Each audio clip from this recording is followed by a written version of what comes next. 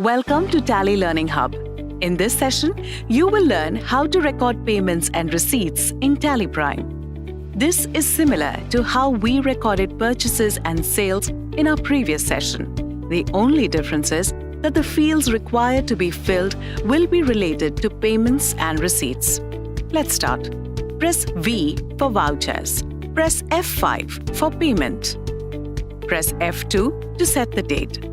I want to set the date to 5th April.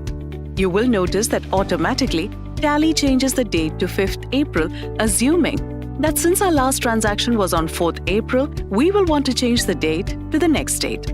Let us record a payment made for the rent. Since this is a payment, Tally first asks for the ledger from which the payment is made. This can be either the cash or the bank ledger. Press spacebar and you will see the list of cash or bank ledgers you've created. Select the ledger. I'm selecting the bank ledger. Now, let's select the ledger to which the payment is made. Press spacebar to see the list of ledgers and select the ledger. I'll select the rent ledger. Enter the amount. Press enter until you get this bank allocation screen. Here, you can enter the method by which you're making the payment. Check, transfer, or others.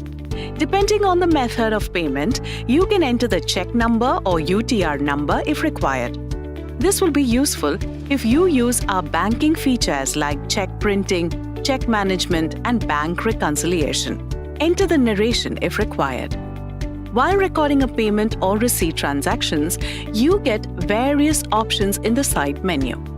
You can use autofill to record the statutory payments such as GST, TDS remittance, etc. Similarly, in case the payment received is a post-dated check, you can mark the voucher as post-dated by pressing Ctrl L.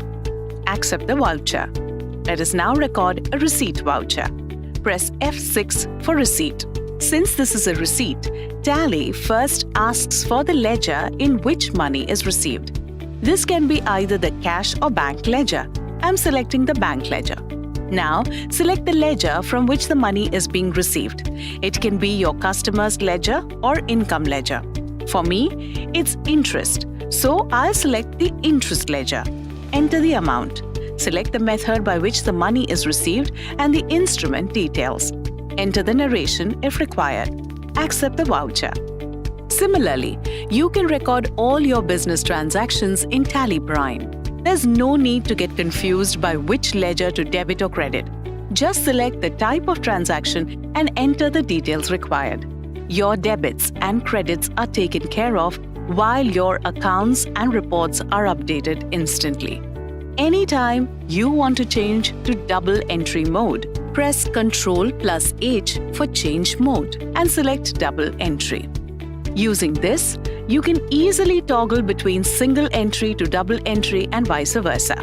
If you want to see the list of transactions you've recorded in a day, press Alt+G for go to and type daily and select daily entries. In another way, from to gateway of Tally, press D for display more reports. Press D for daybook. A quick recap of things we learned in this session.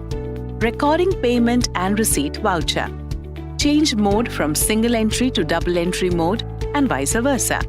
Viewing day-to-day transactions from daybook.